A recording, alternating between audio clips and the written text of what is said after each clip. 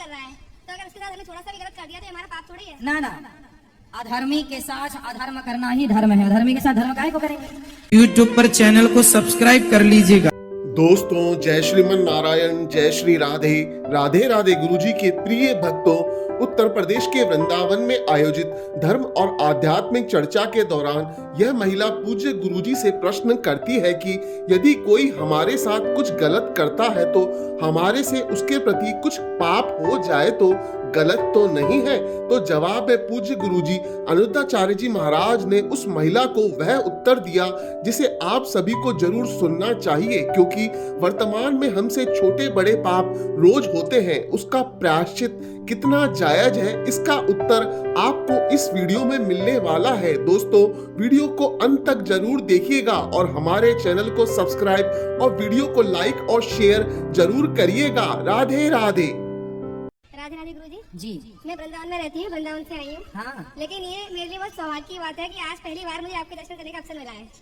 ये बहुत बड़ी सौभाग्य की बात है मेरे लिए, और मैं चाहती हूँ कि आप मुझे आशीर्वाद दें, मेरे आगे कोई विपत्ति के बाद ऐसी ना आए।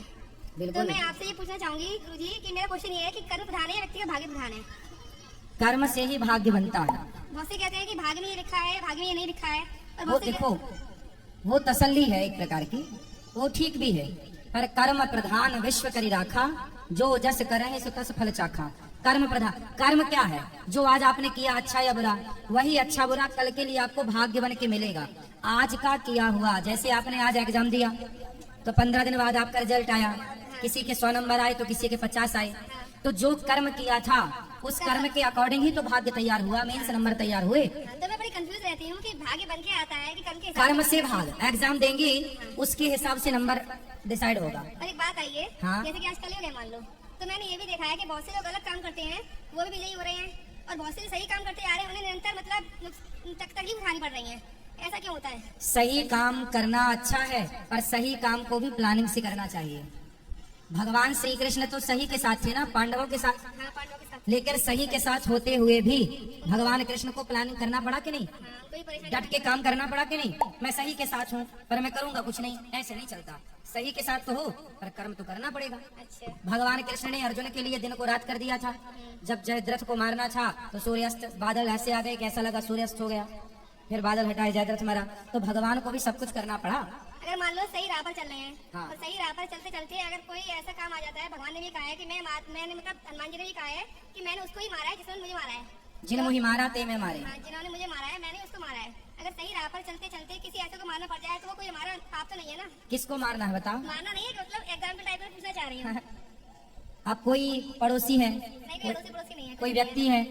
अब जैसे हम जा रहे हैं, रास्ते में चींटियां मर जाती हैं। मतलब कोई हमारे साथ गलत कर रहा है, तो अगर उसके साथ हमने थोड़ा सा भी गलत कर दिया तो हमारा पाप थोड़ी है। ना ना, अधर्मी के साथ अधर्म करना ही धर्म है। अधर्मी के साथ धर्म काहे को करेंगे।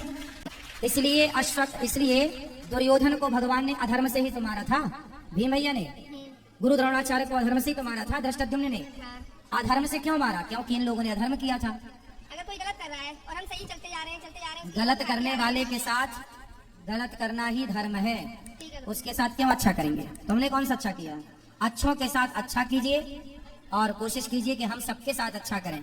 हम लोग क्या है, हम भारतीय लोग ये मानसिकता रखते हैं कि भगवान करेंगे, उसका फल भगवान तो देते ही हैं। लेकिन आप, दुर्योधन ने गलती की, द्रौपदी का अपमान किया भरी सभा में, तो भगवान ने कहा कि तुमने अधर्म किया है। तो भीम भैया ने उसकी जंघा पर गदा मारा, जबकि युद्ध का नियम था कि जांघों पर गदा का प्रहार नहीं होता। दाऊ भैया ने बोला कि आपने गलत किया है भीम। तो भगवान ने रोका दाऊ जी को कि इसने जब बोला था द्रौपदी से कि द्रौपदी आजा, मेरी जांघों पर आकर बैठ जा, तो क्या ये धर्म था?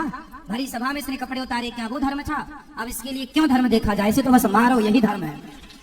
इसे तो बस मारो, दुर्योधन जैसों को मार देना ही धर्म है। एक अंतिम प्रश्न और है गुरुजी, जी। जैसे अगर एक माँ है, उसके बेटे समान उसका भाव होना चाहिए, लेकिन अगर किसी एक के साथ भेदभाव करती है तो उसका समान उसका करना ये सही है या नहीं है? अक्सर माँ बाप भेद करते ही हैं। 2 बच्चे हैं, 3 बच्चे हैं, तो उनका पता नहीं प्रकृति है क्या है, सब तो नहीं पर कुछ % ऐसे हैं, सब तो नहीं, कुछ, कि किसी एक बच्चे से उनका ज्यादा, जो ज्यादा पैसा कमाता होगा या फिर जो ज्यादा गरीब होगा, मतलब कुछ भी नहीं करता होगा, उनमें से किसी एक से माँ का अटैचमेंट, खासकर माँ बाप का अटैचमेंट उनसे ज्यादा होता है जो ज्यादा कमाते हैं। अच्छा। तो माँ बाप ठीक भी हैं, वो अपना भी बाद का देखते हैं कि भाई मेरी बुढ़ापे में कौन सेवा कर सकता है, जिसके पास वही तो करेगा। कल को दवाई की जरूरत पड़ी तो कौन कराएगा। तो वो भी अपना सेफ जोन ढूंढ के रखते हैं कि मेरा कहाँ ठीक रहेगा बुढ़ापा।